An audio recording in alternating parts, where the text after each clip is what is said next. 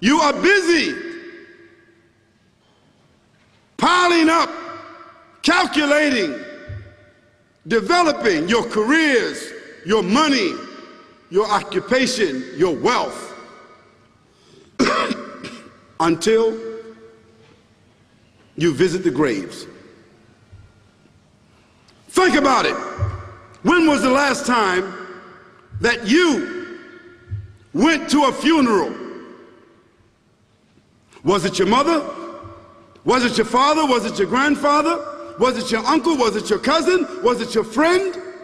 Was it your wife? Was it your husband? The last time that you visited the grave, when you went to a funeral and you saw that person whom you loved that was laughing, crying, live, wealthy, educated, denying, arrogant, whatever they were. What was the demeanor of the people when you walked in that funeral home? When that person was stretched out in their last suit? What was the demeanor? Were the people cracking jokes? Were they dancing? Were they clapping and singing songs? No. Silence. Melancholy. Trauma. Why? Because every person that walked in that room, seeing that person stretched out, the first thing they thought about was not the person. The first thing they thought about was that one day this will be me. So Allah said, "Alhaakumut takathur." All of us, all of you are engaged in running your mouth, doing your business, multiplying, buying houses, cars, business, whatever you're doing. And when you're told about God, religion, life, morality, you're saying, look, I ain't got no time for that. I got no time for that. I don't want to hear that. I don't even believe in God. Matter of fact, I don't even know if I'm going to die, and if I do, maybe I'm coming back again. As a matter of fact, science is so sophisticated that I think really that they're on the verge of being able to solve the whole thing of death soon. We ain't got to die. If we got enough money, we don't even have to die. See how arrogant people can be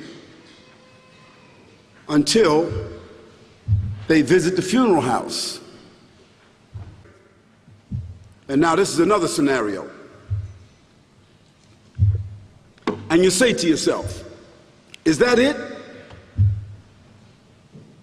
I mean, 50, 60 years, scraping, struggling, scheming, lying, stealing, fornicating, jumping up and down, begging, working, and this is the end of it? I mean, is this what's going to happen to me?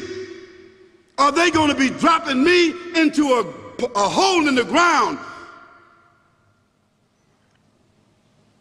A hole in the ground, the same hole that a cat digs after it defecates. Just a little deeper.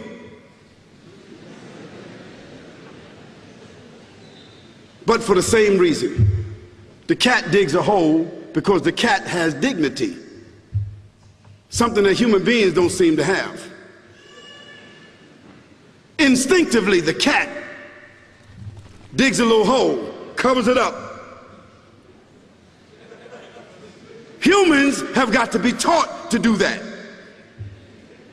But it's for the same reason. So you and I, we're going into a hole a little deeper than the one the cat dug. And all the people that's crying, pulling out their hair, screaming, almost acting like they falling in the thing with you. They want to just jump in there with you. Not really though, you know, it's all an act. Because ain't nobody really gonna jump in there and stay in there. They don't love you that much. So it really means that after all this time, and the people walk away from that grave, it's over.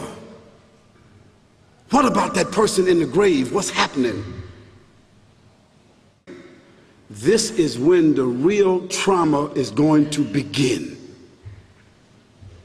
Because there's a reason for humans to go inside the grave. If the Creator wanted to, he could have caused us to live and then disappear into the atmosphere. But he didn't. He caused us to go into another womb called the tomb. You started out in the womb of your mother and you wind up in the womb of the earth called the tomb. From the womb to the tomb. This is the whole trip. And this is what you have to think about. That grave is going to be a place of drama and trauma. A place where you're going to be questioned before you're resurrected. And brothers and sisters, do you think that human beings that have the ability to take a piece of earth, dig it up, irrigate it, put down seeds, plant corn, whatever the case might be. The corn comes up, they harvest the corn. Then after that, what happens? They cut it down, dig it up again, put new seeds in there, and what happens after that? Comes back up again. What happens in the winter? All the leaves fall off the trees and the earth goes dead. And what happens in the springtime? The water comes, generates the earth again, germinates all over again, new grass, new leaves, new flowers, new fruits. So Allah says, وآية لهم الأرض الميتة أحييناها وأخرجنا منها حبا فمنه يأكلون. Is the one who gave you life in the beginning, is he not able to give you life all over again in order to judge you? Yes, certainly. You may want to deny it because you don't want to be judged. You may want to deny it because you don't want to be judged. You may want to deny it because you don't want to be judged. You may want to deny it because you don't want to be judged. You may want to deny it because you don't want to